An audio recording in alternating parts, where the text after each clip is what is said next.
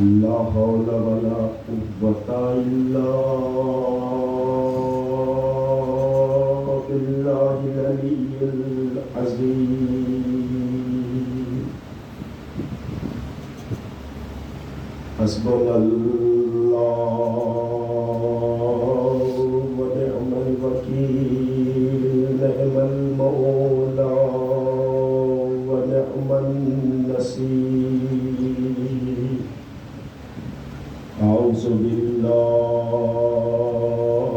من الشيطان اللعين الرجيم. بسم الله الرحمن الرحيم. الحمد لله رب العالمين، الصلاة والسلام على سيد الأنبياء والمرسلين وخاتم النبيين الملقب بطه وياسين، المصدق المصطفى الأمجد المحمود الأحمد بالقاسم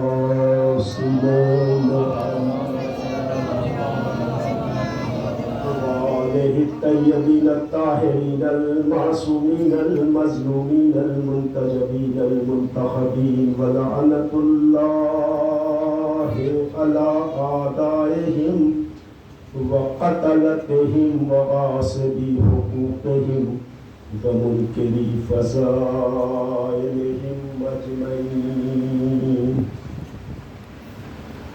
من يومنا هذا إلى قيام يوم الدين.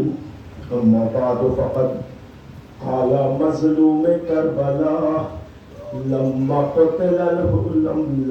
قتل علي أصغرا، قال مظلوم کربلا انا للہ وإنا إلیہ راجعون، رضا بقضائہ وتسلیما لأمرہ.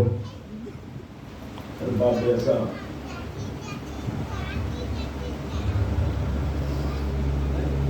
مادر جناب علی اصغر شہزادی رباب کو ان کے لال کا پرسہ دینے والوں،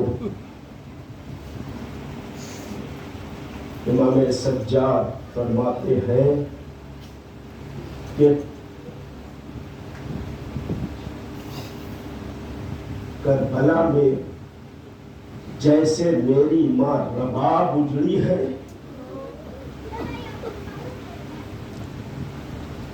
ویسے کوئی بیوی نہیں.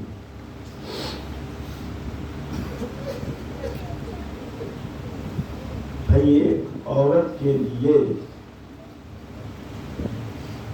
جو بہت اہم شے ہوتی ہے وہ اس کا شوہر اور اس کے بچے. کربلا میں رباب کے سر سے وارث کا سایہ بھی اٹھ گیا. 6 مہینے کے علی اصغر جن سے گود بھی خالی ہو گئی، ایک سکینہ تھی جو زندان شام میں ہمیشہ کے لیے سو گئی. اب سمجھے کہ جناب رباب نے کیوں کہا تھا کہ میں جب تک میں زندہ رہوں گی میں سائے میں نہ بیٹھوں.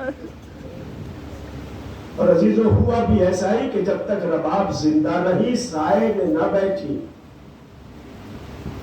وہ رباب جس کی گود بھی اجڑ گئی، جس کی مانگ بھی اجڑ گئی، آج یہ عزادار، یہ چھوٹے چھوٹے بچے اسی شہزادی کے لال کا ماتم کرنے کے لیے یہاں جمع ہوئے ہیں، پرسہ دینے کے لیے. میں بتاؤں کہ نہج البلاغہ میں مولا علی ایک جگہ پر فرماتے ہیں، میں اس کا ترجمہ آپ کی خدمت میں عرض کر رہا ہوں کہ پیغمبر اسلام کے زمانے میں جب جنگیں ہوا کرتی تھی تو ان جنگوں میں پیغمبر اسلام اکثر ایسا کیا کرتے تھے کہ جب لڑائی اپنے پورے شباب پر ہوتی تھی تو پیغمبر خود بنفس نفیس وہاں موجود ہوتے تھے اور اپنے اصحاب کو پیچھے کر دیا کرتے تھے، اپنے اہل بیت کو آگے کر دیا کرتے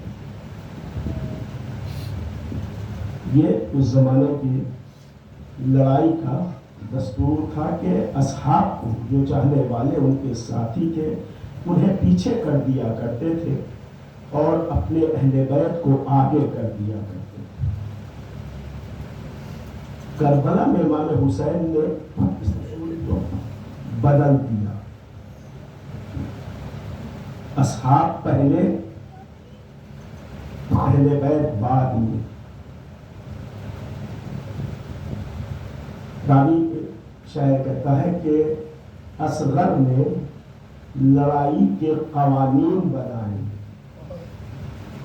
اصغر نے لڑائی کے قوانین بنائے، جو سب سے بہادر ہو وہی بعد میں جائے۔ فرمایا دیکھیں اصول نہیں بدلا ہے، ترتیب بدلا ہے امام حسین نے، ترتیب بدلا ہے۔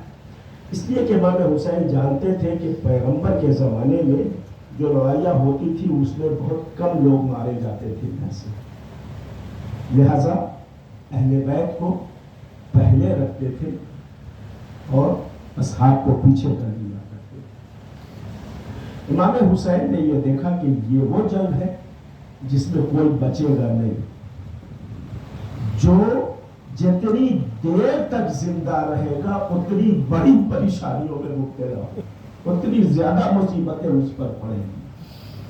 بس اسی امتحان کو دیکھتے ہوئے پیغمبر سرکار مظلوم کربلا نے اپنے اصحاب کو پہلے بھیجا تاکہ جو پہلے شہید ہو جائے گا، وہ پہلے جام شہادت نوش فرما لے گا، وہ پہلے حوض کوثر پر بابا علی مرتضیٰ سے جام کوثر لے لے گا۔ اب آپ سوچیں اس اصول کے تحت جناب علی اصغر کتنے بڑے بہادر کا نام ہے، جو سب سے آخر میں جا رہا، سب سے آخر میں جناب علی اصغر گئے اور اس کے بعد پھر امام حسین ہوئے۔ عزیزان گرامی، علی اصغر کی سوال حیات کیا پڑھی جائے، میں یہی سوچتا تھا۔ اس سوال حیات لائف ہسٹری کے لیے کچھ لائف ہو تب تو اس کی لائف ہسٹری پڑھی جائے۔ وہ علی اصغر جس کی پوری زندگی سفر میں گزر گئی، رجب سے محرم 6 مہینہ، اور محرم میں علی اصغر کی شہادت کے وقت جو تک ان کی عمر تھی وہ 6 مہینے کی تھی۔ اب آپ سوچیں ذرا سا، محض 18 دن کے تھے جناب علی اصغر جب مدینے سے یہ قافلہ کربلا کے لیے چلا تھا، 18 دن، اس لیے کہ 10 رجب کو جناب علی اصغر کی ولادت کی تاریخ معتبر علماء نے لکھی ہے، 10 رجب، اور 28 رجب کو یہ قافلہ مدینے سے چلا ہے۔ اب ایک بات یہاں پر یہ بھی سمجھ میں آئی کہ مولا حسین نے ایک شب کی مہلت دی یا ایک شب کی مہلت مانگی کیوں تھی؟ بہت توجہ کریں ایک اہم گوشے کی طرف، ایک شب کی مہلت مولا نے مانگی کیوں یا ایک شب کی مہلت مولا نے دی کیوں؟ جنگ عاشور کے دن یا جنگ 9 محرم کو، کوئی، لیکن مولا یہ جانتے تھے کہ شریعت میں قربانی کا جو اصول ہے وہ یہ ہے کہ کم سے کم 6 مہینے کا ہونا چاہیے۔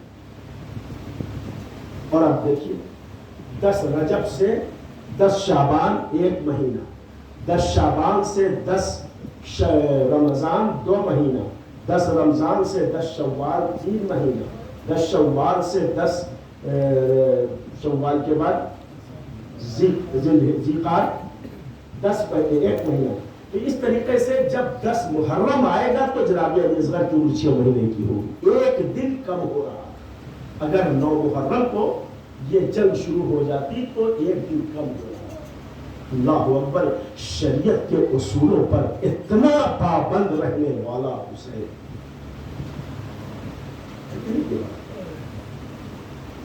ہر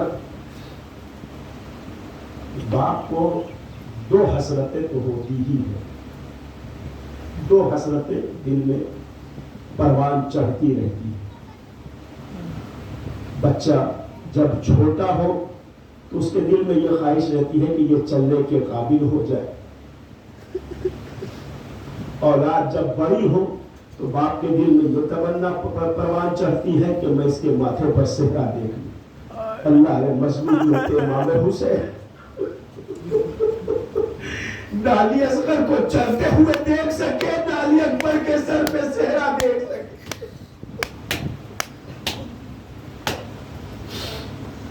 کتنا مظلوم ہے ہمارا اور آپ کا آقا حسین. اصغر کو چلتے نہ دیکھا، اکبر کے سر پہ صحرا نہ دیکھ سکے. یہ ہے وہ علی اصغر. جب کربلا میں کوئی نہ رہا اور مظلوم کربلا زخموں سے چور، پیشانی پر سے خون بہ رہا ہے، ہونٹ کٹ چکے ہیں، جسم لہو لہار ہے. کبھی مقتل کی طرف نظر اٹھا کر دیکھتے ہیں تو حبیب کا لاشا دکھائی دیتا ہے، کہیں اور محمد کا لاشا دکھائی دیتا ہے، کہیں زہیر کا لاشا دکھائی دیتا ہے. بہت دور نظر کرتے ہیں حسین تو ترائی پر غازی کا لاشا. اور ہر ایک کے لاشے کو دیکھ کر حسین ایک ہی آواز دیتے تھے، حل منا سہری ینصرنا. اب کوئی نہیں جو حسین کی مدد کو آئے. نہ جانے حسین کے اس آواز استغاثہ میں کتنا درد تھا کہ ایک مرتبہ خیمے سے سیدانیوں کے گریے کی آواز امام کے کانوں تک پہنچی. نوزاداروں جیسے ہی بیبیوں کے رونے کی آواز امام کے کانوں تک پہنچی. ایک مرتبہ امام خیمے کی طرف متوجہ ہوئے، خیمے کے قریب آئے. زینب، ارے ابھی حسین زندہ ہے، یہ رونے کی کیا وجہ ہے؟ آواز آئی، آقا ارے آپ نے جو ابھی ابھی آواز استغاثہ بلند کیا، اتنا درد تھا کہ علی اصغر نے خود کو جھولے سے گرا دیا. امام نے کہا ہاں لاؤ میرے بچے علی اصغر کو دو، میں اصغر کا مقصد سمجھ گیا. ارے یہ کہہ کر ایک مرتبہ حسین نے اصغر کو اپنی آغوش میں لینا چاہا، لیکن پسے پردہ سے ایک نحیف آواز آئی، اے شہزادی زینب ایک لمحے کے لیے اصغر کو مجھے دے دے. ارے آپ نے پہچانا یہ کس کی آواز؟ ارے یہ مادر جناب علی اصغر رباب کی آواز تھی. زینب نے رباب کے حوالے علی اصغر کو کیا. رباب نے علی اصغر کو گود میں لیا، نہ جانے کان میں کیا کہا.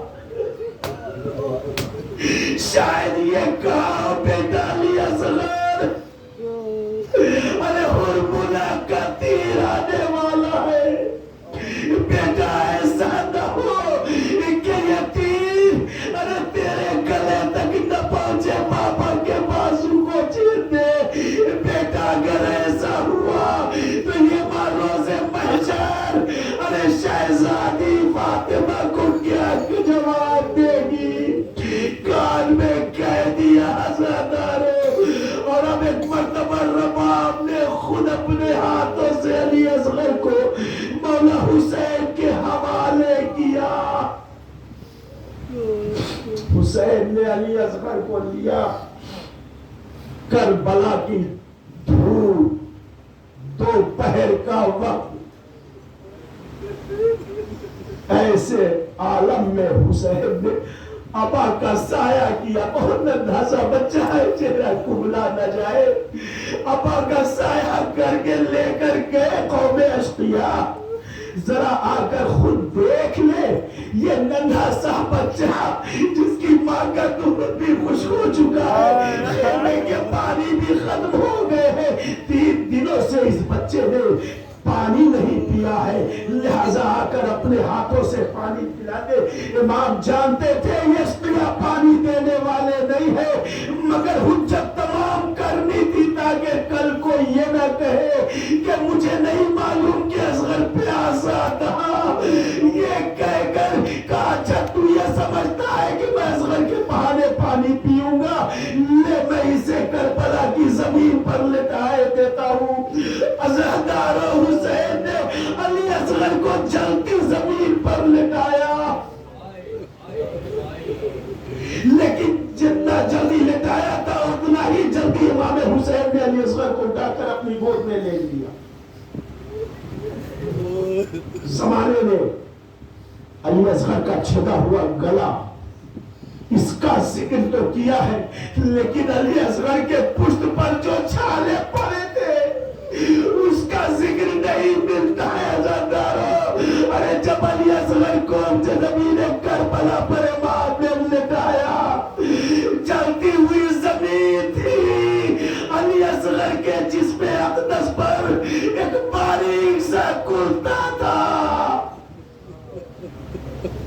حسین نے اٹھایا، ارے اس منظر کو قوم اشقیا دیکھ نہ سکی، تاریخ نے لکھا کہ منہ پھیر کر رو رہی تھی کہ انقلاب برپا ہو رہا تھا۔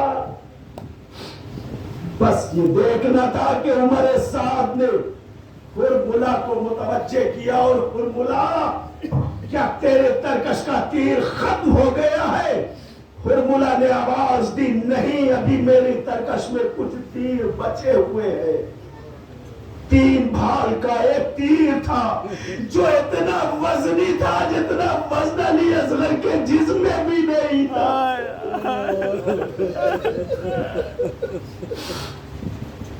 اتنا وزن علی اصغر کے جسم میں بھی نہیں تھا جتنا وزنی وہ تیر تھا۔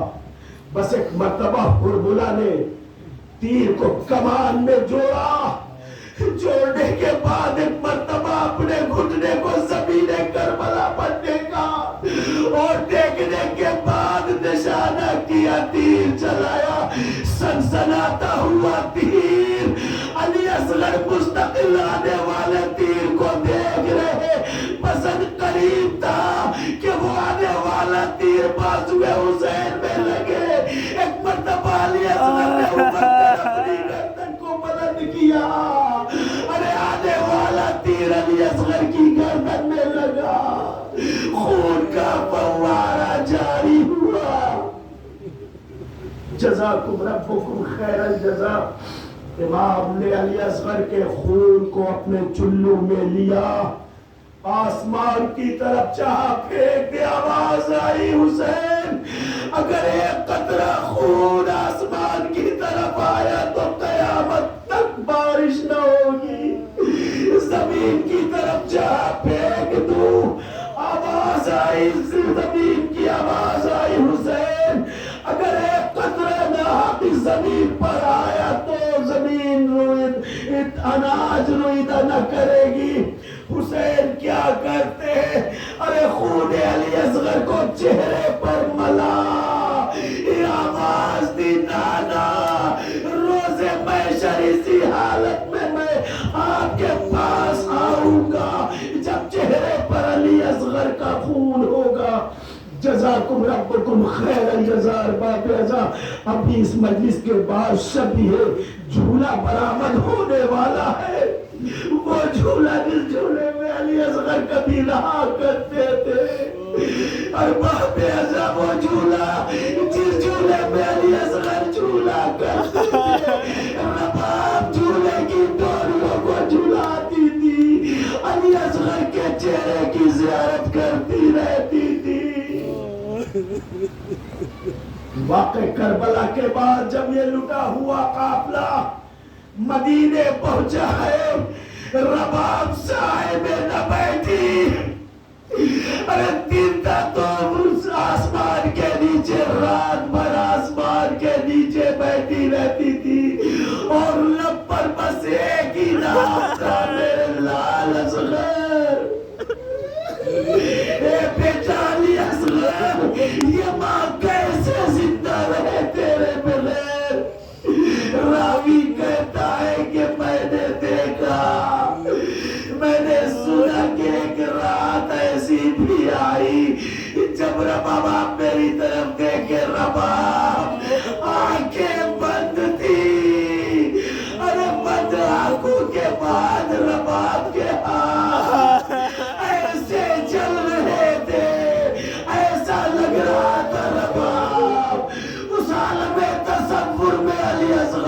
جھولا جھلا رہی ہے.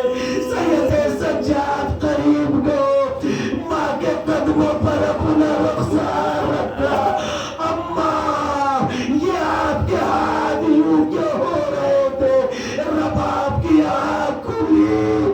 اے بیٹا علی اصغر, کہ بیٹا سید سجاد کیا بتاؤں؟